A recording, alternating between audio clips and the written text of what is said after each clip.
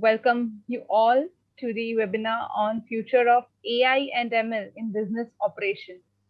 AI and ML are no new words to today in today's era.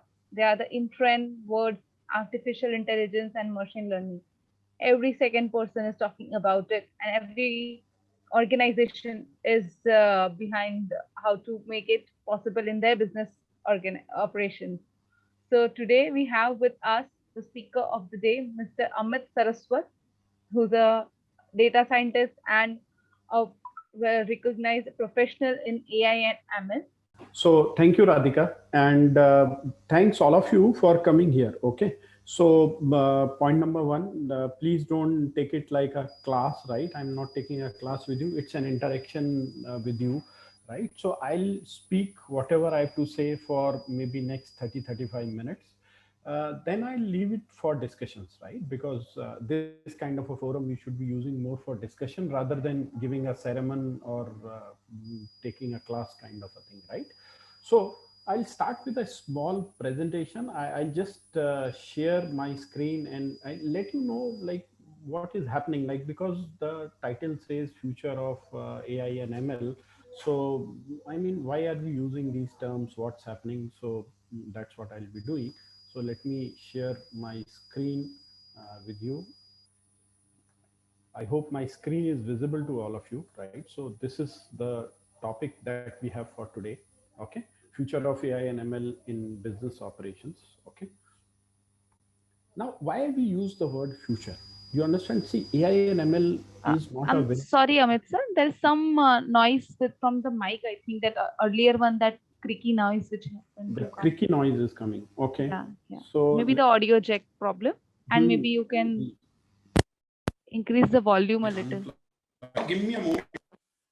Yeah, yeah. I'm Okay. sorry. I'm sorry. Yeah. No, no problem, no problem. Please, because others will be feeling the same discomfort. If you don't tell, then the other people Yes. Yes. will have problems, right? So, is it okay now, Radhika? Do you think it's settled Yeah. and For okay, me, or it is. shall I? Yeah, it is okay for me. Participants, I hope just raise your Yeah, thumbs up if it is okay. Yeah. Yeah. I think yeah, it's yeah. okay with them. Please keep on Yeah. doing that, Please. right? Please continue, sir. Oh, okay, okay. Thank you. So the question is, I mean, why are we using this thing? So I mean, of course, like it's an area where I've worked a lot, and please understand, everything evolves, right? Nothing is static. So I mean, the industry evolves at a rate. Applications evolve at a rate. You understand? See, AI and ML. I mean, 5 years back, nobody was talking about a car which could actually derive, right? Which will not require a driver, right? Which was self-driving. Now, after 5 years, we actually have those cars, and they are no longer prototypes, but they are actually a reality. People can go pay money, buy them, and actually use them, right? So this is what I'm talking of evolution. So just keep in mind, point number one, there is a lot of evolution that has happened. Now, this is the evolution which is very, very famous. Everybody knows it. So some of you may say that, okay, we know it. And because this is from US, so Indians will typically like to say India, the US, we are still in that mentality and we say that US is an advanced country. US may be advanced country, but understand as customers, look at us like customers, right? 5 years back, think of the digital transactions or the amount of material, groceries, shoes, or other stuff that India was buying. Now look at it after 5 years, right? Now pandemic might have added or subtracted something. That's a separate issue. But in general, even if the pandemic would not have been there, this is a rising trend. All of you will agree with that. So the point that I'm telling you is technology evolves. Customers know about this, they also evolve. That means what happens is the entire ecosystem needs to be evolved. And that is the reason businesses are also evolving. So the whole point that I'm making is that the courses, and because I'm on the academia side, I have been in the practice side also. So I understand both the areas very well. And most of the leading courses in India, like I've been lucky to be a part delivering something here and there. So that is the reason I got the chance to look at it. But what I saw is, and that's where I show you that the education is still like that lag effect is there, right? The industry is practicing has gone to a different level, and the courses haven't updated, right? They're still like the ones which are relevant for around 10 years back, right? So if you look at it, one of the reason, right, the module that like Radhika was mentioning to you, this was like after a long discussion, and I said I clearly see a gap between what is being taught today and where what should people be knowing. There is a huge gap, right? It's not very industry relevant. And when I say industry, all kinds of industry, SMEs to the large industry, I'm talking of everything, because the relevance for all these companies is also very, very different. So the point that I'm making is that how we teach business analytics is like a set of algorithm, learn this algorithm, learn this algorithm, and then there would be some capstone projects. In the capstone projects, what happens is they teach you how to detect an image, right? Or something like this. But suddenly when you reach into the business environment, you suddenly find that it's different. Nobody is waiting there for with a data and give it to you on a platter and then say please use this algorithm. That's not the case. It's entirely different, right? So there is a whole lot of confusion between the new breed of data scientists that is reaching the business, and the business managers who think there is a lot of value in this data science thing. They suddenly find that these guys do not understand anything, right? They just talk of algorithms and that's it. And the reason is this is how they have been trained. So that means the industry has to spend 3 years in making them understand the whole ecosystem, and that's a waste of salary. That's a very risky proposition and all those things, right? So this, I mean, very frankly, what we thought is that there should be something. Don't start with the technicalities. When I say technicalities means, don't start with algorithms, simple linear regression, clustering, image processing, natural language process. That's not the point to start with. Always start with discussing about where the thing has evolved, right? So it's a short period. What I'll do is I'll talk about how what are the things that data science, analytics, as you call it, machine learning, artificial intelligence, whatever you call it, right? I call it data science, right? They are all components of data science. So ultimately, what the business says is that data science should demonstrate, or a good data science should demonstrate the value when we enable business outcome. Ultimately, business is the sponsorer, they are spending money, they should be showing some real business outcome. Now keep this in mind, this is very, very important. We need to show some business outcomes. That is the ultimate goal, not executing and filing algorithms. Okay. Now with this bottom line, if you look at it, now this is for people, probably there would be I see there are around 45 participants including me, and if I minus Radhika and me myself, there should be around 41, 42 people who are currently here.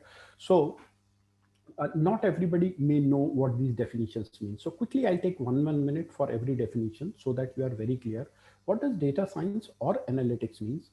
Data science or analytics means the effort made by a company, by an individual, by a group of individuals to analyze and pick up insights from that data. Now that data can be structured or unstructured one. What does structured mean? Anything that you can put in an Excel sheet is a structured data, and anything that you can't put in a unstructured in a Excel sheet is unstructured. Now the question is, if we can't put it in an Excel sheet, what is that kind of a data? Example, customer feedbacks. You get a lot of customer feedbacks, right? It is all text, long text, but very, very valuable. It guides you, it shows the organization the mirror. It's a test of truth, I'll say, right? So very important to understand it. Now let's say you have 12,000 comments from your customers, and if there is a single person who reading these comments and trying to figure out the meaning, do you think a human being can do it? That's not possible, because as human beings we understand language also subjectively, right? We don't understand it the way it is, right? We understand it very, very subjectively, right? So now people, when they go on vacations, Mahindra Club says, if you had a night vacation, please post your images on Mahindra. If you are thinking they are going to use it for for marketing purposes, that's okay. I mean, that there is no doubt, right? I'll just see if there is some comment out there, right? Uh, Lost audio. So, Radhika, is my audio okay, or are we losing it? think from my end it is okay. I'm able to hear. But others, can you please just, yeah, it's okay. Ahmed, Okay. you request you to Ahmed, please check check your your. connection. Yeah, that's right. Okay, thank you. So the whole point is, so you understand. So data science is the effort. Now, data science can mean simple Excel implementation. It may not mean a Excel implementations also. People are using a paper and pen in utilizing that data. Now, this is a very trivial example I've given, but that will also be data science because you are using some kind of a science to understand your data, store it, and take out some meaning which can benefit business ultimately, right? That is very, very important. Okay, so that's known as data science. That's why it's an overarching term. It's used for everything. Now, within data science, there are other, let's say, things like example, machine learning. So what is machine learning? Machine learning, as the name suggests, is our effort to do the jobs that human can do. We make the machines do that job. But before the machines do a job, they should learn, isn't it? Like human beings, we have learned over such a long period of time, isn't it? Remember, somewhere your parents would have told you that if there is a utensil, steel burtan put on a kind of a gas, and if the flame is there, don't touch it because it's very hot, and you would have listened to your parent, and probably it would have avoided any harm, right? So we have learned over a period of time, but humans take years and years to learn things. For machines, now if you can, if I may tell you, machines may take from 10 minutes to probably a week to learn the problem. That's it. They are very fast. They are very fast at learning. And once they learn, they deliver. They don't get tired. They don't need a break. They are not subjective like us. They deliver the results consistently, right? So that's why we need. That's why machine learning is coming into way. There are many things where there is a lot of data, humans can't do it, so we need to do them automatically. So machine learning is automatic also. This is one of the things, right? You can integrate it with IT systems, so you can display the results wherever you want. You can make an email out of it and send it to people if you want, right? So this is why machine learning is coming into way. When you say machine learning, then that means we are learning algorithms to execute things. So machine learning, this body generally means that you are learning algorithms, right? And once you train the machine, it will keep on doing the job. What are the examples of those jobs? Example, do you want to decide to give a loan to somebody or not, right? This is a machine learning job. If there is one of the very powerful things that you may not believe is that when you look at patients in US, the cancer is being now diagnosed using machine learning. Doctors who are so experienced, who have so many tests in their hand, right? Doctors get a lot of test reports. They look at it, right? But now they are believing machine learning to do a better job. Remember this, right? Why? Because machines, when trained, will be better than even the most expert doctor, right? So they will supersede even the most expert human being. He may be a doctor, he may be a painter, right? Or anything else. So that's the area of machine learning. Now, what is artificial intelligence? Artificial intelligence is a whole, let's say, broader aspect, and machine learning is a small part of it. Okay. And what is artificial intelligence? In the first phase, let me mind you, in the first phase, we are trying to make machines as intelligent as humans. Why are we so intelligent? Because we have certain faculties. We can see things, we can see moving things, we can see static things, we can see a little bit in the dark also, isn't it? Though you may see silhouettes only, but with the silhouette you can identify whether this is a car or a man or some animal who is walking, right? Even in very pitch dark, if you are able to see that, right? So we have these kind of capabilities. We listen, we can taste, right?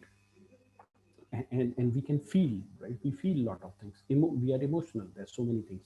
So all these things can be delivered to the machine. This entire gambit is known as AI. Now, two things have been captured, right? We speak and we listen. That means we work on natural language. We have some language, we understand either one language, multiple languages.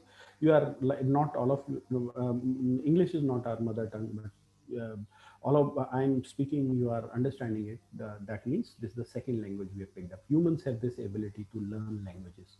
So at least machines are now at this stage. They can understand. They can deal these languages to a large extent. I'll say 80% coverage has happened. Only 20% is left. Now, the other is our eyes. We can look at videos, we can do it computer vision. I guide a lot of students at many places, and I see they've done fantastic things that they do.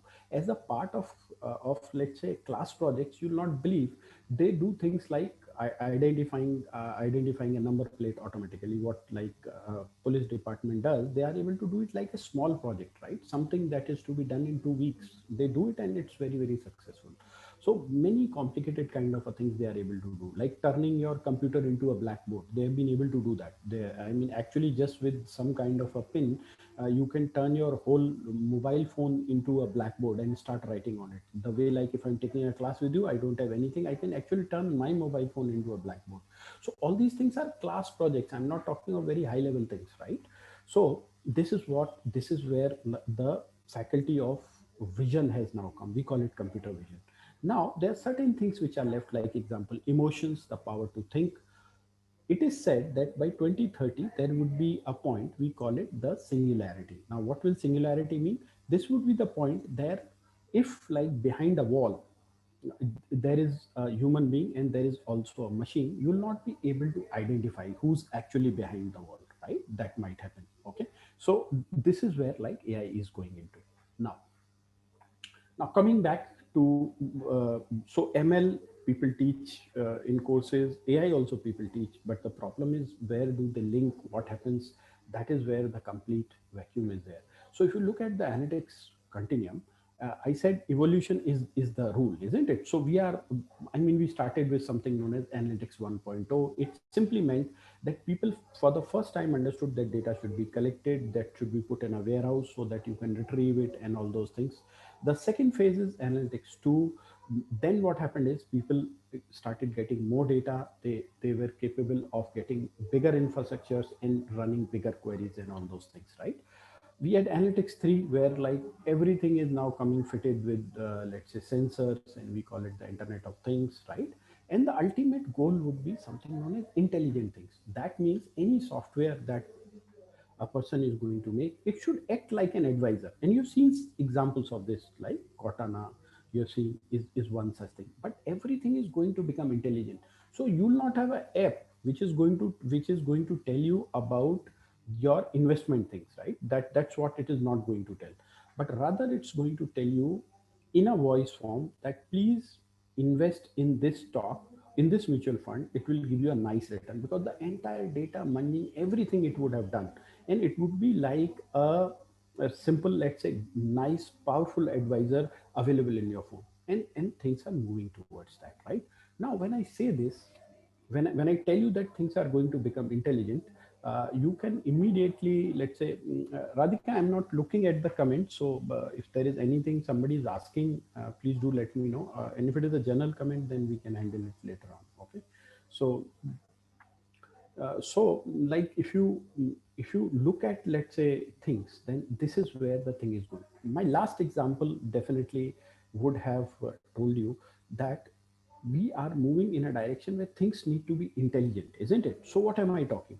I'm talking of a mix. So there is going to be a digital backbone, or IT as you call it, and then this entire thing of machine learning, artificial intelligence, or data, let's say data science or analytics, whatever you may like to call, that's going to work within those within that core, right? Surrounded by IT and so many systems out there, right?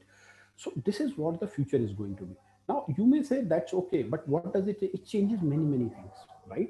Then what happens is the algorithms that are being taught to you, some of these algorithms don't work on the newer system. Those algorithms are simply not available on the new systems. That happens, right?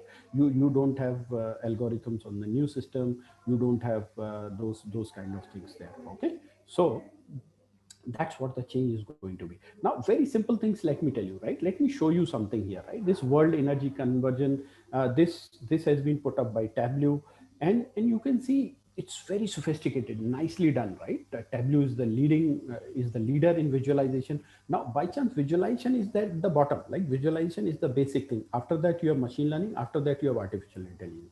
I'm just giving you an example. See, the visualization thing is advanced so much. Can you see this? It's all like changed. It's a very different world. People want to see it like this. Now, this Lebanon incident, there was a huge TNT blast that happened in Lebanon, and a lot of damage had happened. So see the way like they have put it here, right? They have put it like very nicely here. Okay, you can see this. So the blast area where it did the damage, inner ring, outer ring, and all those things. Okay, so they have I mean, done it very, very nicely. Okay. Now, the business says this Tableau is a fantastic tool. We want it like this. But the demand is that we cannot pay 20 lakhs, 50 lakhs, or 70 lakhs every year, but we still want this, right? We want this interactive, we want it to be beautifully done. As a data scientist, can you do it for free? What are the tools we are going to use to give me the exact same results, or maybe 80% of it, but I don't want to spend money? Can you do that? Somebody came up with this, somebody came up with this idea, right? So look at this now. Just look at this, right? I'll just go down, not getting into details of what it is and what it is not. I'll just go to the point that I want to make here, right? Do you see this? Interactivity is completely interactive. Do you see that you go here and you suddenly see like what's happening? It show you the results. It's completely interactive, right? And data can change wherever you want. It's dynamic, like let's say Tableau, and it's free. So I'm talking of evolution right now, right? It's not criticizing or telling you how the data science should be done. I'm giving you an example of evolution, right? So things are evolving. That's the point number one. I'll show you something like more that's from a very good friend of mine. I've got this, and please listen to it. Maybe I'll run it for 3-4 minutes only. Uh, this has an audio. This is a self-explaining PowerPoint that you have, a nice one. The name of the company is Anagon. Welcome to Anagog, reinventing real-world. Everybody talks about personalization, but Sorry, I'll play it again. Maybe something did not go right.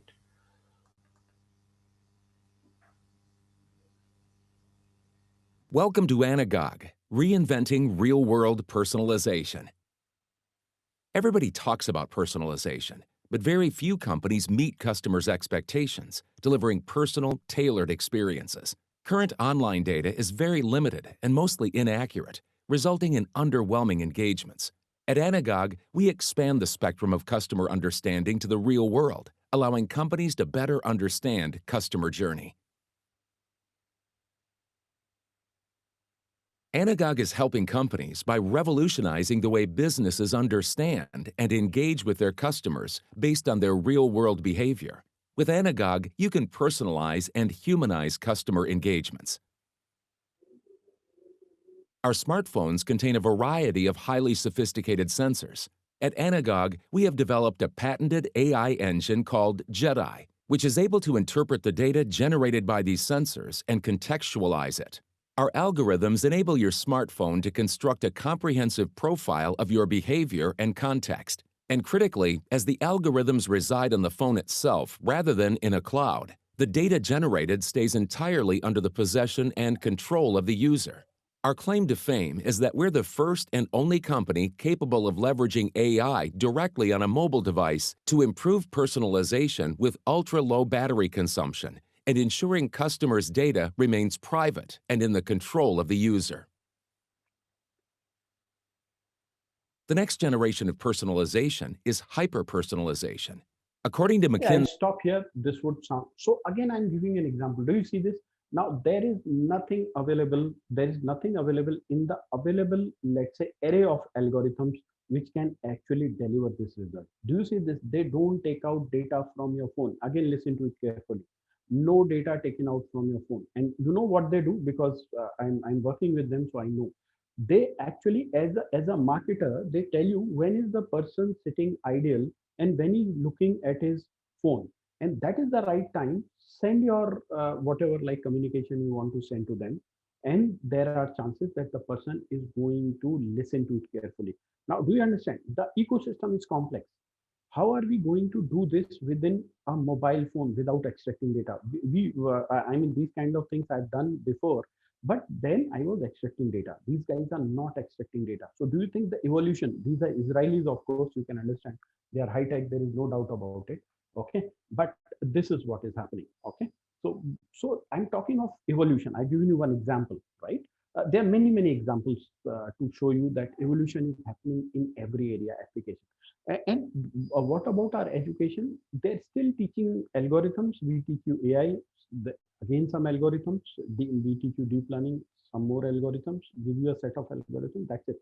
The business environment is completely different. And that is the reason that the business people ask these kind of results. They say, can you build something like this where I can profile my customers? You go and then you don't understand what customer profiling is. We know, or loosely you'll say that we have gone through something known as segmentation. That's an algorithm that we know. In segmentation, there are 200 flavors. We have read just one flavor in the course, and we come and now, okay, let's try it. There are all chances you'll fail, because the algorithms which are being taught, they were developed 40 years back. Compare the data. What was the data available 40 years back? So your algorithm need to be tested on data. So that means the current algorithms that are being taught, that are being pushed, what is happening is that they were tested on data which was 40-year-old, which were a very less complex data. We didn't have this beast known as social media. The social media is everything. Facebook is a country, 2 billion population. Now, which country in the world has this population? Tell me. It's the largest country, if you put it like a country, right? Yesterday, I was talking to a very large company in an MDP, and those guys, and we were discussing about digital marketing analytics there. So, I mean, amazing things that companies are trying to do, right? And just like getting some simple data doesn't solve it. This is what I tell them, that the data that you are collecting and the ambitions that you have, objectives that you have, they are matching nowhere. So the whole thing, very important thing, that if you, as data scientists, if you want to be relevant, as managers, we want to lead companies, or as let's say young beginners, if we want to remain relevant in this thing, is that we have to first understand that the objective that somebody is giving to us, can it be delivered through the data that we have? Or we'll say that, okay, give me the data, I'll make some loose iterations, and then maybe nothing will happen. I'll come back and tell you nothing is happening. Now, the manager will have a very bad impression about it, that you wasted 2 months in some algorithms here and there, and now you're coming and telling that this cannot be done. And God forbid, if the next problem also happens this way, that means your job will be on a firing line. Somebody will say, this is not a useful filer. For everything it is saying no. He's already 4 months into the system and he's just firing algorithms. That's it, right? And business, balance sheet is hardcore numbers, right? It's hardcore numbers. So if you're not impacting the balance sheet somewhere, either on the top line or the bottom line or any of those places, things are not going to work out. I'm giving a last example, then I'll stop it here, right? I'll just take 5 minutes because I want it interactive. Let me give an example, right? And I'm extending upon my 2 ideas, the business environment, business application, the reality that is happening today. We need to, as learners, we need to change and look at things, right? These are the 2-3 things that I've been discussing. Now, let's take an example. Retail is getting transformed. Through this example, maybe you would have seen this video, these images before also, but the idea is not telling you what was in this images, but the idea is, can we find out what role is each agency playing? What is the role that a data scientist is playing? What is the role that machine learning is playing, artificial intelligence is playing, or what is the role that technology is playing? Can we identify all that, right? That's what I am trying to do here. And then let's see in the end, what do we conclude? Okay. So, and you might have seen this video. Let me probably show you so that it will set the context better for you. All of you would have seen it, I'm sure. But just to ensure that everybody has seen it, I'm running it once again. Very popular video. 4 years ago, we started to wonder, what would shopping look like if you could walk into a store, grab what you want, and just go? What if we could weave the most advanced machine learning, computer vision, and AI into the very fabric of a store so you never have to wait in line? No lines, no checkouts, no registers. Welcome to Amazon Go. Use the Amazon Go app to enter. Then put away your phone and start shopping. It's really that simple. Take whatever you like. Anything you pick up is automatically added to your virtual cart. If you change your mind about that cupcake, just put it back. Our technology will update your virtual cart automatically. So, how does it work? We used computer vision, deep learning algorithms and sensor fusion, much like you'd find in self-driving cars. We call it Just Walk Out technology. Once you've got everything you want, you can just go. When you leave, our Just Walk Out technology adds up your virtual cart and charges your Amazon account. Your receipt is sent straight to the app, and you can keep going. Amazon Go. No lines, no checkout. Okay, a similar kind of a thing, like I've taken through this, right? A similar application that we are discussing, right? You have seen it in groceries. Amazon Go is nothing, but you are applying it in food items and groceries. Now, the second application is here in our what we say here in apparels, right? So in apparels, like when we try and see this, then can we like understand what portion is being applied by whom and what's happening? So let's start looking at it. Then the first portion is when you enter, there is this device which is put, which is known as a beacon, right? So this beacon, if you look at this beacon, then this is what detects the that somebody who's already registered as a customer is entering, right? It pulls now, once it knows that who is entering, it will pull out all the data that is required. So that from that data, it clearly knows you as a person, that what are your preferences, what do you like, and all those things. So two things working together. There is IT, which is detecting your mobile phone, and then machine learning works, right? Which makes a profile of your likes, dislikes, and all those things, right? So it's a combination of both the things which is working here. Then there is an app that you have. It will start giving you relevant advertisements. That means if your gender is male, it will give you things or promotions which are going on related to apparels, and it will not give you things which may be related to females, right? Or from your profile, it knows very well that what is that you like, what you don't like. So it will make some kind of a hyper targeting, something which is very useful to you, isn't it? Again, this is machine learning working for you, and the display is being done by IT. The second phase is will do a facial recognition. Why will it do? Because let's say like my son can go and take my mobile phone and enter here, right? The mobile phone would be detected, but how does the system know it's me who has come? So there is a facial recognition that will happen. And when you do facial recognition, the technology used is computer vision or deep learning. So immediately deep learning comes into play. Because of deep learning, it verifies that the mobile phone and the owner of the mobile phone, both of them have come, right? Uh, Who can, let's say, somebody saying something. So maybe like what will happen is that it will say, but then some robotic assistant will come and help you and guide you, right? So it looks like this. When you speak, you will speak to the robotic assistant. So it will translate your voice into a natural language, and that will get translated into a query.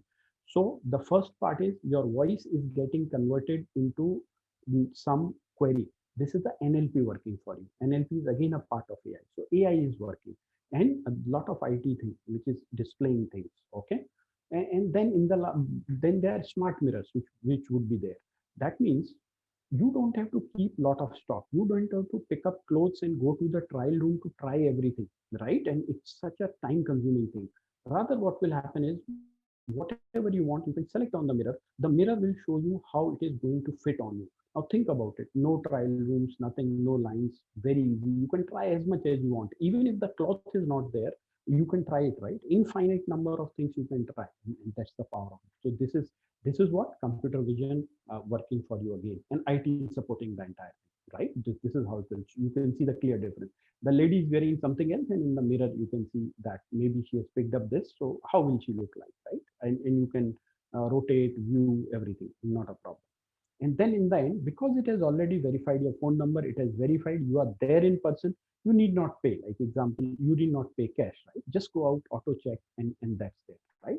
So the whole thing is, it's exciting. There is no doubt about it, but it's a complex system. The whole thing is that you need to start breaking it into smaller components and then understanding it. There are a lot of other plays also. Because of digitalization, there are other data which are coming. Like example, how do you work with your mobile phone? How do you interact with a mobile phone? How do you interact with a website? So on and so forth. So much data coming, and that is such a powerful data. that there is a virtual you that can be created, right? And which is very, very powerful. A virtual you remembers what you did 2 years back on some day. Physical you will not remember all those things, right? So what people need, people who want to sell you something, marketers need you, the virtual you. That is more useful as compared to your physical you, right? So that's the whole game. It's a very different game. It's not about using some algorithms here and there, or saying that I know machine learning, this is what I know, something like this. How can you deliver value, right? That's the whole thing. I'll stop here because I don't want to make it, and I'm stopping the sharing thing also. Maybe the bandwidth is going a little bit here and there, so just stopping the video. Okay, sorry about that. But now I'll leave it to you, and if there could be question and answers which I could answer, right? Any questions that Radhika, that you have Yeah. found from? Thank you, Amit sir. I think that's a totally the examples which you gave. I think that gave us a practical utility that how AI and ML is used actually and how the data works. What is the magic of data? That is, Exactly. we could understand. So thank you, Amit sir. Bye, sir.